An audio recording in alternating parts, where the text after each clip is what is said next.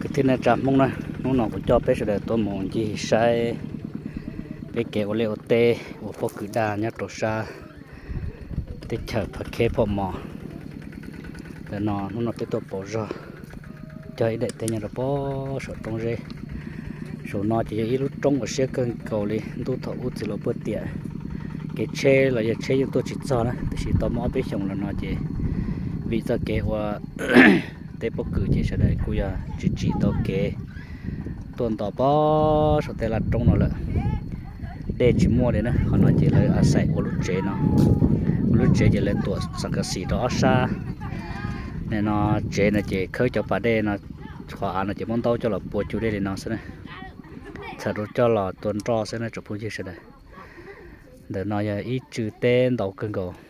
để chỉ tên trong bữa đây nhớ bữa số là trong sẽ chỉ là bớt tiền mong như tôi ở chơi nhưng tôi chỉ chơi nữa mong thế chết chung mà có tôi lại thế thì mà nên nó vừa lúc chơi chỉ như chỉ nên tôi chỉ chơi nên nó lấy vô cua kiến chỉ tuần to tả lại chỉ chơi này họ tên nó chỉ là pt cái tên này trả mong tt ở bậc cử nữa này chơi này thế bậc cử thiết liệt cái tài họ tên nó bỏ lên liệt cái tài này tên chơi vào nó một thì gì biết cho nó chỉ tao trong một biển dân xa thì chỉ ta lên tới rồi nên nó đây nhớ chợ kỳ chỉ mà lia đó để chờ chứ bỏ ở bên nhà chỉ tay vào lênในใช้ของnó thế nào là chỉ lia kiến tại trái xia này ít tuần trừ nó chỉสามารถปลอบเป็นนั่นต่อหลายกูมาnên chỉ tê chỉว่าเพื่อเวียดดาวใจจังนี่นะป้อติดนอนนี่นะชาตินอนchỉชาหมดตัวชาสมบูlà giờ làหัวเตียkhaiสมบูนะชาหาจงตุ้นเจี๊ยตินอนนะพวกเป็นลูกเด๋อnên chỉ bỏลูกเด๋อจนโจรnhỏพวกเป็นอะไรเลยหัวเตียเป็นนอตู้เป็นนอตู้ว่าเลยเตียเลยเชียเราเพื่อเตียเป็นนอตู้ในคือเกินน้อยอ่ะแล้วกูรอเกี่ยวก้นนะกูรอเกี่ยวก้นนะกูรอเด๋อดาอ่ะจะเลยเป็นมุ้งหายใจเด๋อดาชิมปลาแล้วกูเกี่ยวก้น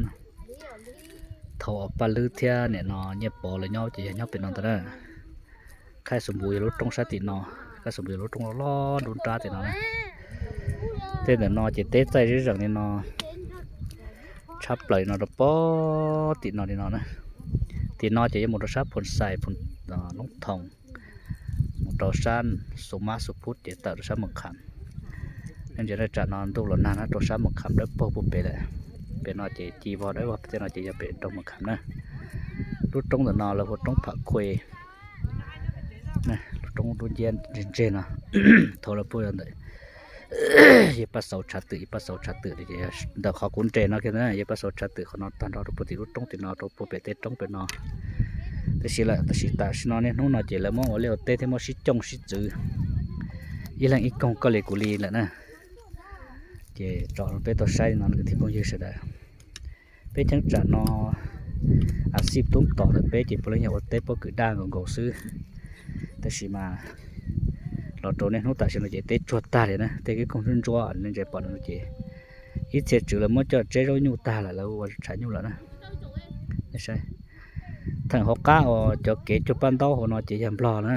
bé chậm mong lại thì giờ chế trả phở mò rồi mong họ cũng không sức tự mà tên tàu cha chỉ làm lo đó, số nó được bón đã nằm mà là chỉ làm lo xứ, tụi lú lông hà lo nó là chỉ nằm mà này cái tiếp bao nhiêu rồi,